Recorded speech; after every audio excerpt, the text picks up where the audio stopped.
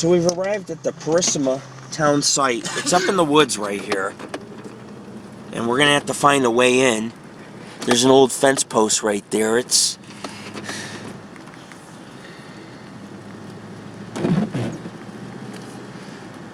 starting to rain again. Yeah, we'll go in right here. There's a little trail. And we'll go in the back way. I'm going to. And so Jared, if you want to grab your camera, dude, you can come with me, and we can go ahead and we can do this place. And then we'll do the cemetery, which is right up here. Yeah. I got my camera.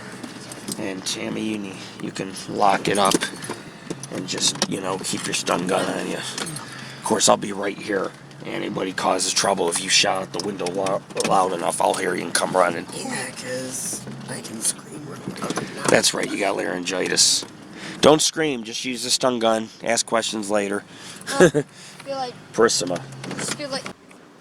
Okay, folks, we're heading down the road. This is Purissima Creek Road, because the creek kind of follows it and crosses. And it looks like they removed one of the gates that was here, where it gave public access. So we're going to have to hike in from the creek, Jared and I, and find the ghost town itself that way. But Half Moon Bay, it was started in 1776. It became an agricultural area, and the Spanish had a mission that settled here, and they raised cattle. They did grow some crops. A lot of the residents that came, or settlers came here, were part of the mission, and they ran these ranches for the mission. And the land grants were given to Spanish settlers, and in 1840 it became part of San Mateo County, and which eventually Moon Bay in 1847, because, like I say, this area was not settled just by the Spanish, but the Europeans came here, and people from Japan, Italy, Canada, England. A lot of people sailed around the Horn. All the way around the Horn in South America, and they would come up here along the Pacific coast and settle down in Half Moon Bay. There were railroads. There's also, I heard, a lot of caves out here which were used for rum running during the Prohibition. And Purissima means purest. Or in simple terms, it refers to, Jared, we're going to take the creek here instead of the fence, okay? But Purissima is referred to as... Oh, look how many birds there are. Look, up. Holy shit. Oh. It's thousands, dude, in the trees. Don't get shit on. Hold on, Jared. Wait a second.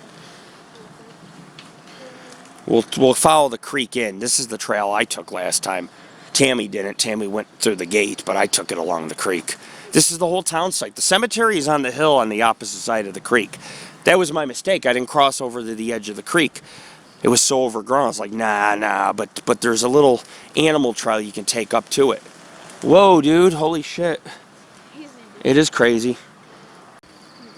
The Spanish named this place Arroyo de la Purissima.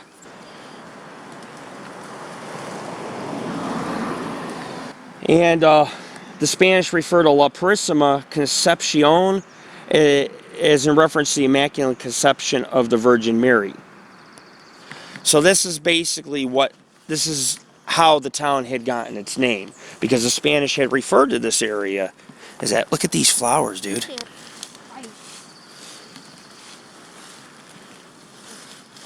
But the town was developed in the 1850s, and then what happened was, as a flood hit in 1862, and it stunted the growth of the town, but it did bounce back. Wow, look at this tree. Yeah. It's like a jungle back here. You're going to love this place. Huh? Isn't that cool? What's up here, a tree house? No. There is a tree house somewhere here, or remnants of one, yeah. It's old back here. But Henry Dobbel was the founder from Holstein, Germany. Born in 1829, died in Purissima in 1891. But he came around California via Cape Horn in 1845, was working odd jobs. He ran a San Francisco restaurant, married fellow German Margaret Roverkampf Schroeder. She was born near Hanover, Germany. However, she was born in 1831 and died in Purissima in 1885, about 6 years before the founder had perished. But they come to California, and she came through the Isthmus of Panama, and they bought a farm in East Bay. They ran the farm. In the 1860s, they sold the farm and bought 1,000 acres from John Purcell. John Purcell was selling a lot of the acreage that was found here. And of course, they built the ornate mansion on the south side of Purissima Creek, which is on the other side in this open area. 17 rooms. They had gas lighting, running water, and they had 50 men they employed. As I was telling you earlier, they had growing potatoes, wheat, and barley. It wasn't very successful. I mean, we're right on the ocean, so it was kind of hard. But the town had a post office, a school, the Purissima House, which was owned by Richard Doherty. It was a one-story hotel.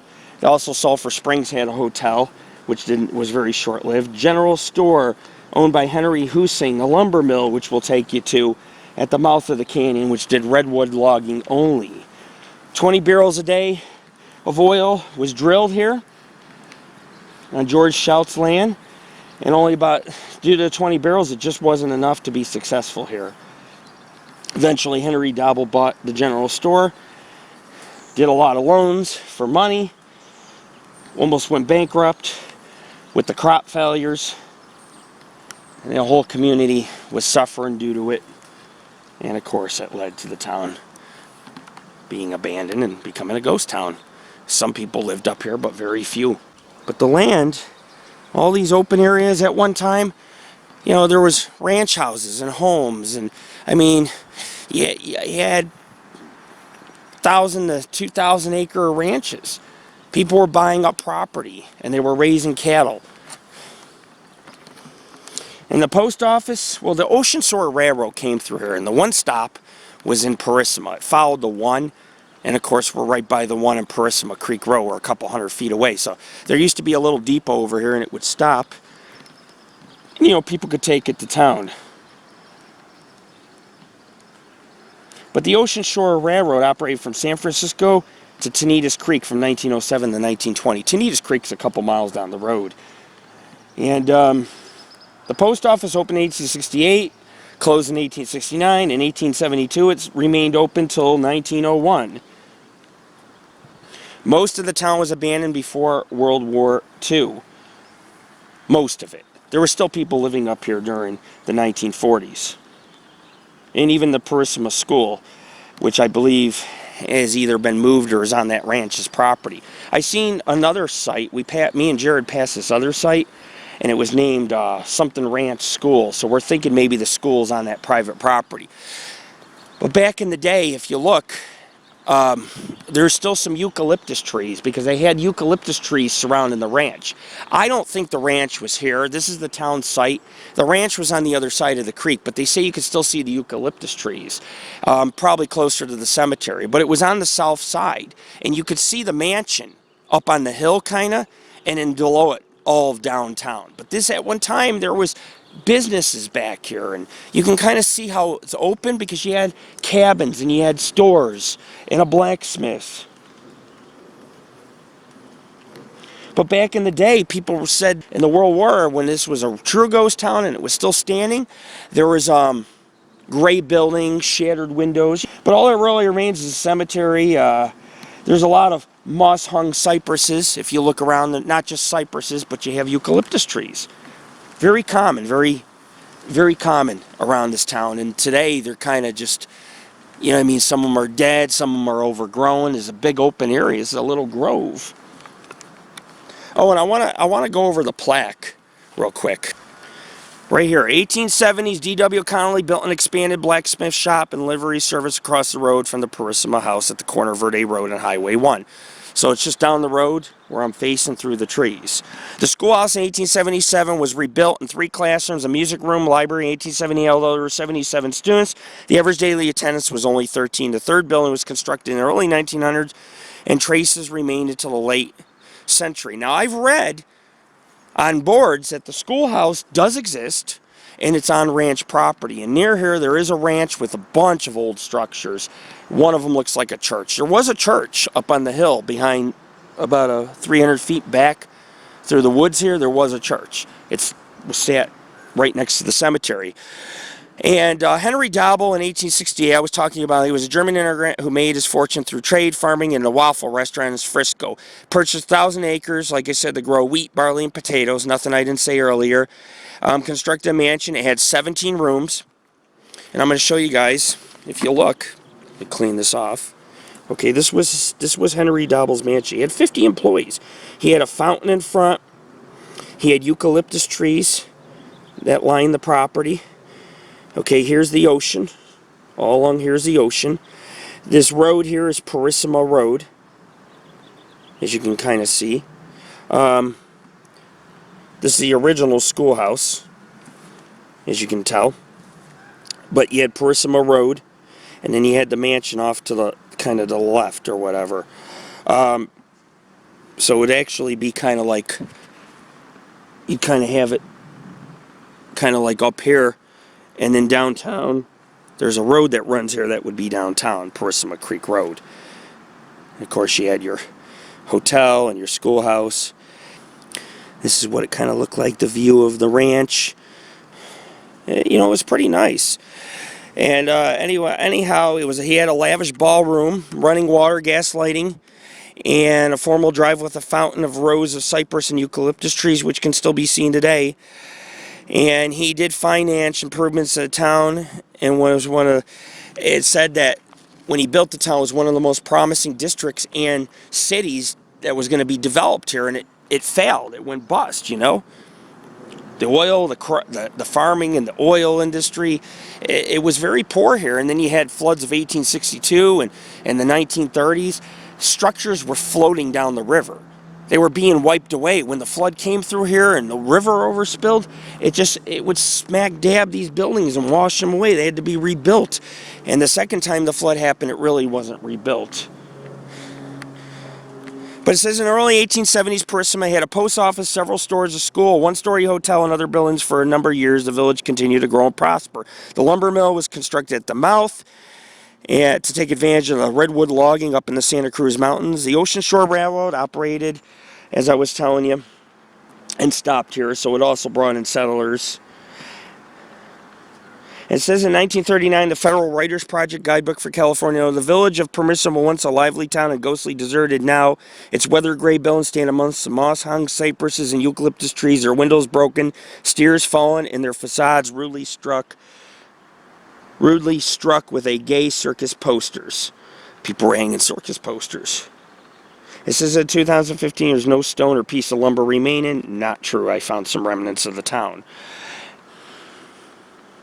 The Purissima House was a combination of a hotel, saloon, restaurant, with numerous other hotels and saloons, made the destination for visitors. They also had some hot springs up here, and people they claimed that they had healing properties. So yeah, you had a lot of people come up here to visit. A lot of people. So Lord Rick, we're in Purissima. I decided to have my son film this production. I was here in November of 2015. And my Nikon P610 was stolen. And I had video footage of the town, the sawmill, I had video footage of deer, the ocean, flowers. And what happened was I came out onto the road and my cooler was leaking all over the vehicle. I guess it came out, there was a little knob and it was leaking water.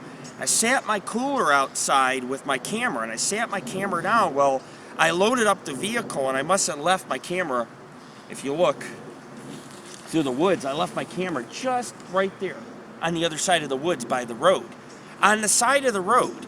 And so someone cycling may have picked it up. There was an old rusty pickup parked down the road. And I left to go to San Gregorio. I'm like, oh shit, my camera. I come back 20 minutes later, the camera's gone, and there's this couple. The guy had a mustache, the girl kind of looked methed out, and they were sitting there in their vehicle, and I drove past real slow and gave them a look, and they were both waving to me. But I assumed that they're locals. and it was a male and female, and they were parked up on Purissima Road right here for the entire time I was here. But when I came back, before they weren't in their vehicle, but when I came back, they were in their vehicle getting ready to go. And as soon as I arrived, they took the fuck off. I think they stole the camera. They were the only humans up here. And so it's a rusty white pickup. It's old, like 1970s. It has like a metal rack in the back, I believe. And they were sitting up here. My camera was stolen. All my nature photos, my video, my historic trip to the Santa Cruz, they stole it all. And I posted it in Half Moon Bay Lost and Found. I ended up posting it on Craigslist. There was all kinds of cameras, even Nikons, but mine was not listed. They ran off with the camera that was broken. I don't even care about the camera. I just wanted my memory card, and my website's on there, and they never returned the memory card. They straight up robbed me out in Half Moon Bay. This is not an area you'd expect to be robbed. Yeah, I know people found it, but it's still theft. If you find something, you have 30 days to turn it in, and if nobody claims it, it's yours. Well, I claimed it, and people stole it. And you know what sucks? Is I went off near the creek. There's a ravine, which I'm going to take you to today. I fell all the way down the ravine, got wet, had thorns, my legs were bleeding, and they stole it. You never take another explorer's footage. You don't take their footage, you don't take their pictures, especially I'm filming, I'm like, look at the blood on my legs, and these people fucking kept my camera. For what? You can't take it to a pawn shop, it's damaged, you're not gonna take it. Basically, the motor was going on it, I have a warranty, I was gonna get it fixed when I got back into town, they still stole my camera. But this is the town site, right here. This is where the mansion was, the stores, the hotels, all of it was right here. And you could see the big trees. Because back then, when they began the town, they cleared it, and they grew eucalyptus trees, they grew some cypress as well.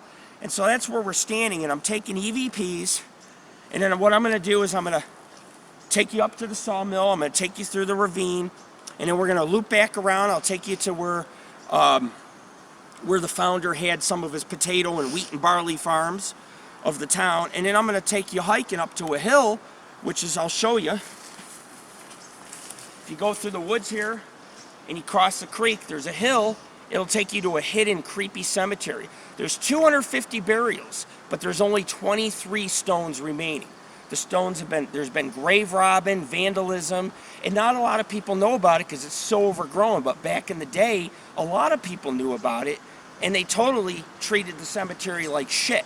So besides the sawmill, a foundation, there's a stone, in the ravine, there's some bones, and there's some like concrete blocks of a foundation. That's all that really remains. And this was a lumbering, oil drilling, agricultural town, and all of it failed. All of it, because eventually they realized, if you look, Jared, point the camera that way, that's the top of the Santa Cruz Mountains, that's where the redwoods grow. They were cutting 1,000-year-old redwoods to build this town. And this is what you got today. Nothing remains. Nothing remains. 1,000-year-old trees cut to build mansions, stores, and everything, and it's all gone. It's all gone. So I'm going to get back to filming and doing some more historical videos before we head out of here and go to the cemetery. But I'll take you guys to a few places. Please check out our site, www.paranormalghostsociety.org. If you find my camera, you know any information, maybe it's a cousin, an ex-boyfriend, and you know they found a camera, because people will brag, hey, look what I found. Please notify me so I can actually come up here and kick the person's ass, because you just don't steal an explorer or adventurer's footage. If I found a camera and some guy's climbing cliffs, I'm going to make sure that guy has his pictures in his video. I came out here last time for nothing, because my camera was stolen. So we don't want this to happen again. Whoever took it's a fucking crackhead and a thief, and I want to let you know, because I'm pretty sure you're paranoid because you stole the Paranormal and Ghost Society's footage. I will fucking end you if I find you. I will end you. That's not a threat, that's a promise. Because this kind of shit, stealing from people, stealing from other explorers, you deserve to have your ass kicked. And I will come out here and I'll shove my boot up your ass. And I will take my camera back. I will.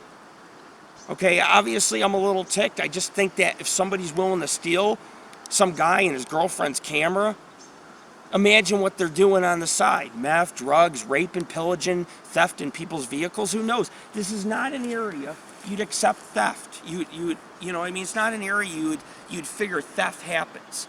But apparently, it's happened to me here in Purissima. So, on with the ghost town. We're back a second time. We're going to do it the right way. We're going to do it really good. We're going to find those bones that I found again. Maybe some tracks. This is a Bigfoot sightings area. So there are other strange things going on. And we're going to do it Lord Rick style. So back with the filming of the ghost town of Purissima. This is Lord Rick, a.k.a. AngelOfThyNight of the Paranormal Ghost Society. Peace. The creek was named Arroyo de la Purissima by Spanish explorers.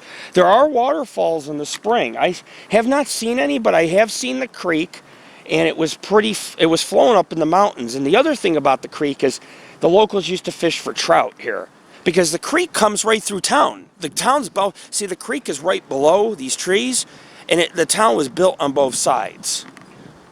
This town's also known to have a lot of snakes, ticks, poison oak. It's very harsh terrain. Dobbel, who came here, mortgaged a home and land to a banker and logger named Henry Cowell, who foreclosed on him during an economic downturn in 1890. And so the Cowell Ranch was formed because of it. Dobbel lost everything to other residents because he foreclosed and everything kind of went to shit. But the squatters who came here to spend upon Rancho Miramontes in Half Moon Bay in 1853, they found Mr. Miramontes' friends waiting for them to run them off the land, and they didn't defend themselves. They got kicked off, the squatters. They came back later to get reinforcements, and about 40, 50 guys came back here, and there was a confrontation between the Spanish and the squatters. They caught the Spanish off guard, and they seized all the land around here, and they formed Purissima. And of course, people are like selling the land trying to make money back here. Like John Purcell, he was out here trying to sell the land because he knew it had monetary value. There was springs, there was a creek. It's just a really nice place. There was a man named Benjamin Lathrop who owned some springs. He constructed a 3-story hotel and resort back here, called it Sulphur Springs. And of course, you can guess he had a cottage, he had stables. I'm coming, Jared. And it didn't live very long. I mean, it wasn't last really long. He sold the 800 acres for sale, asking for $16,000 in the 1860s because renovated multiple times. But we have to be careful. Not so much now, but it just gets, there are a lot of snakes, there are a lot of ticks, and you see poison oak when you're hiking around back here, and thorn brush. It's really harsh. I got stabbed in the foot while filming. They had editors stay up here. From the San Mateo County Gazette, described it as an iron spring on the trail leading to spectacular falls. This was a top tourist destination in the 1860s. The Purissima House, which is on the edge of town, which is a hotel, was a tourist destination for fishing, hunting, and swimming in the ocean. And that was right on the beach almost, just across from it. Where are you, Jared? Right here. Oh, you scared the shit out of me. Look, it's a base. A base? Huh. Like a den? Yeah, like a den. Oh, I see it. Oh. Hey, it's a nice fucking find. It's a wooden shelter. There are Bigfoot up here. I don't think a Bigfoot did it, but you never know, dude. A creature like this builds dens. Yeah, look how high some of them are. Why would you go through all this trouble? Well, here's the thing, dude. There was probably some people who maybe someone made this and lived here a couple months. It could have been a homeless person. It could have been a bushwhacker who just lives off the land. They have those up here. Huh? There's no trash. There's no trash, yeah. Huh. Well, they did come in and kind of clean up the town. Yeah. What the fuck? Oh, I thought I seen something staring at us in the wood. Yeah, I see that. There's a pile of twigs, and then you have this. Look at the huge ass log. You wouldn't put that up there. That log is huge. Yeah, look, dude, the branch is broken off. See that? Well, it could have broke off a tree and they used it. But what gets me is the size. I mean, it keeps going down all the way down the hill and all the way up to the top. Somebody built this. Is there more? More shelters? Well, this is a strange mountain range. A lot of strange shit happens. There's multiple dens, man. How weird. I don't know. I mean, why go through all the trouble? This is harsh terrain.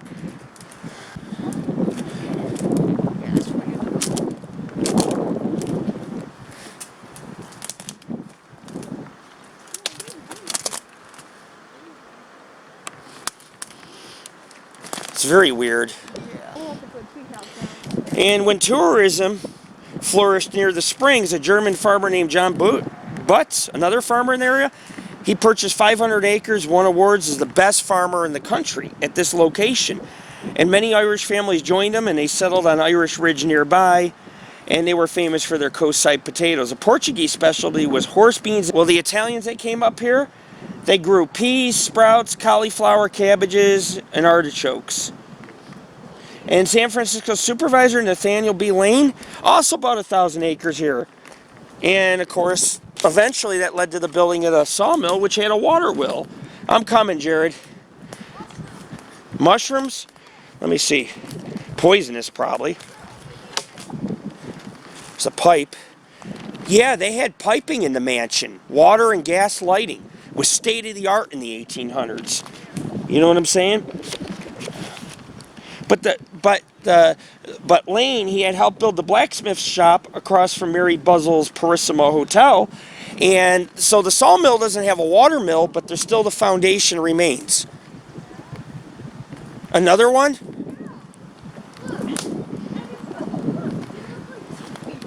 Well, I mean, you can tell it's been made. There's piles of logs and twigs leaning up on the side, broken ones, and just fortified. It's fortified. Well, you know, there is a lot of, I mean, there are Bigfoot sightings. We're in the mountains, the Santa Cruz Mountains. Here. I don't know, dude, but there's a lot of branches leaning here. When the heavy rains struck the area and Purissima Creek overflowed, it flooded the valley. Many of the farms were lost. The Lane family built a new home, barely escaped with their lives. Their home floated down the friggin' valley, down the creek. It says that that flood took down 1,000-year-old redwood trees, hundreds of feet tall, 8 feet in diameter. But there was a rush. You could hear the crackling of the water. Nathaniel Lane's piano was the only thing that remained undisturbed. And it was high on top of a redwood log where the home once stood.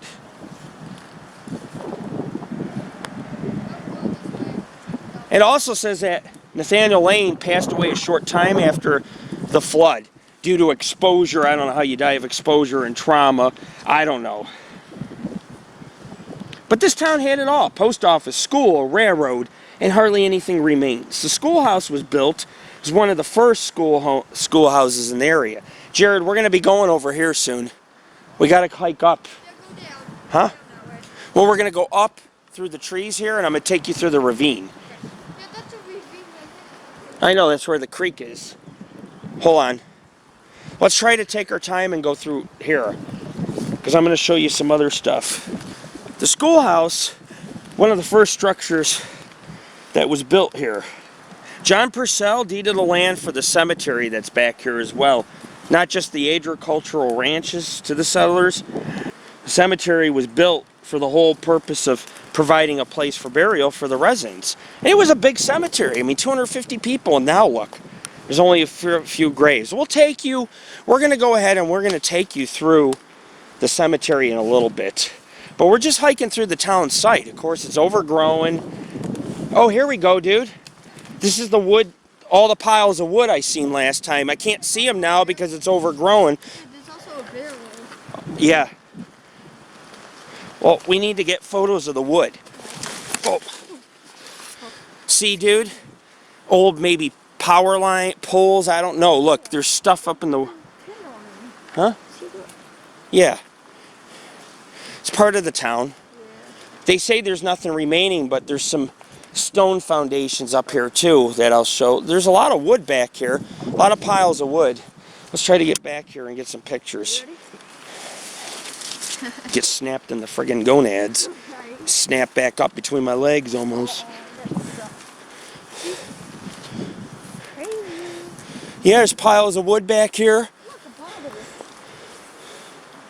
There should be, if we look good enough, we're going to have to look, but there should be a stone foundation somewhere around here. It's like a stone block. See if you can find it. It's near this wood.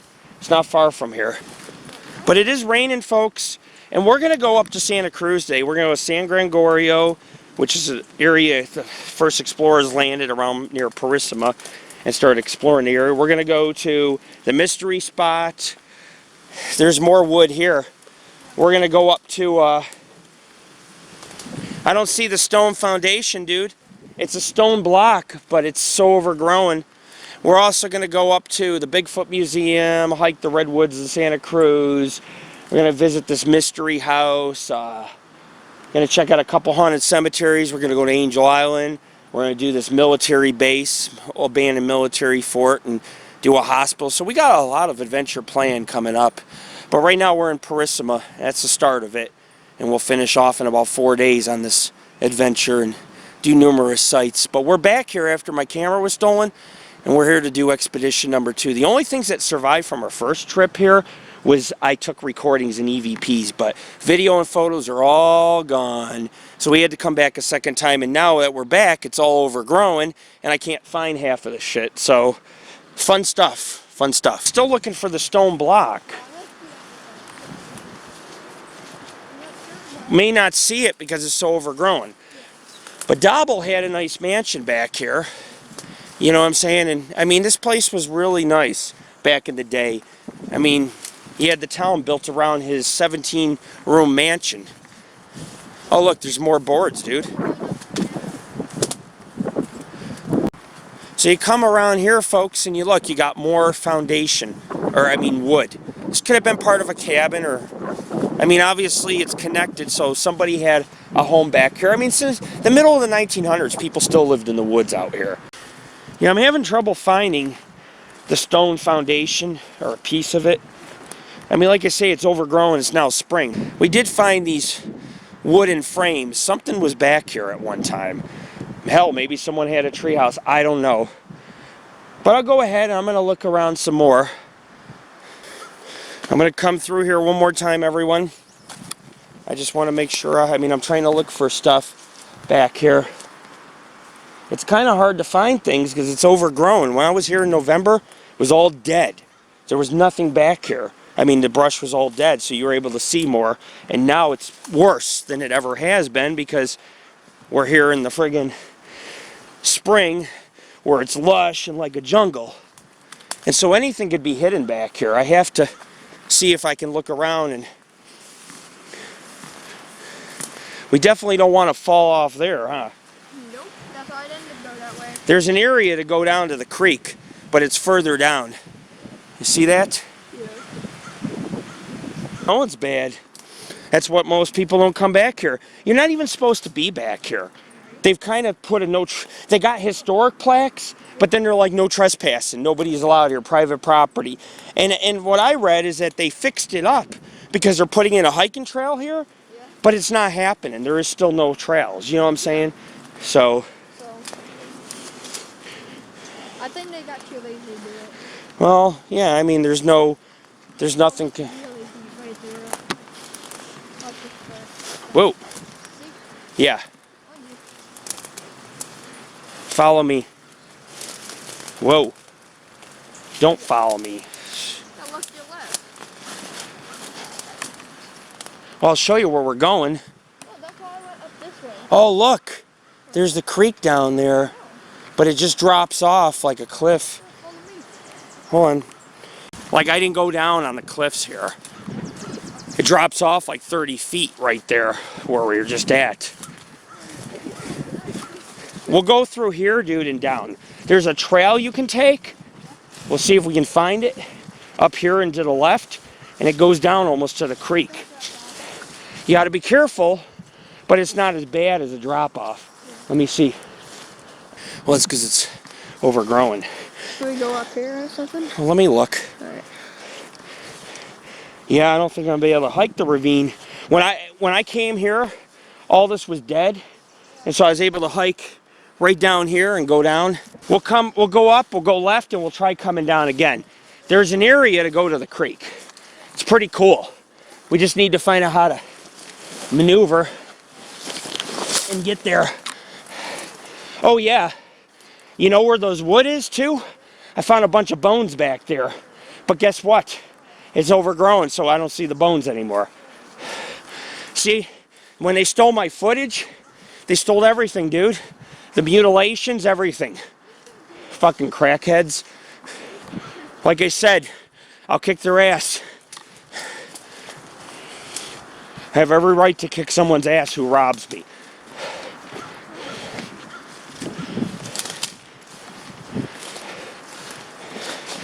Wow. Holy shit.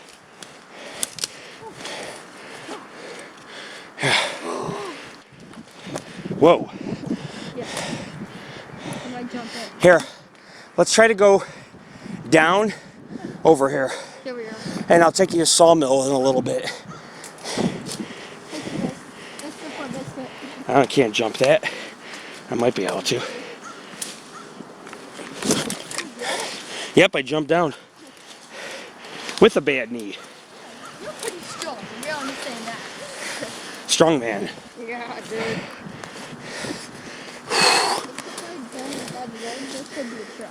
Well, the sawmill's up here. But we might be able to hike along the creek. If we can get to it. I'll show you the sawmill in a few minutes. It's overgrown, but I found it. I might just walk in the river if we can't cross it. So you want us with it? Huh. Oh, you so. There is a path down to the river. The problem is I can't see it, dude. It's all overgrown. I was here in the fall. It was not green. It was all brown, dude. You could see the trail going down to the creek. You can't see it anymore because it's overgrown. So if I step off in the wrong place, we're going down. We're falling off. So we have to be careful where we walk. But we're almost at the sawmill. Last time I was here, I fell. I got all thorned up too. But I did go to the creek. I did make it to the creek. Sawmill's right up here. So we'll hit the sawmill in a few moments. It's not friendly terrain.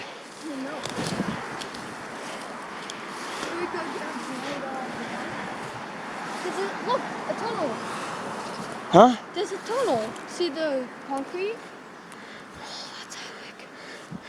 Down there? Well, I'm going to take you to the sawmill, but we can go down here, dude, if you want, but dude, it's overgrown, man. Holy shit.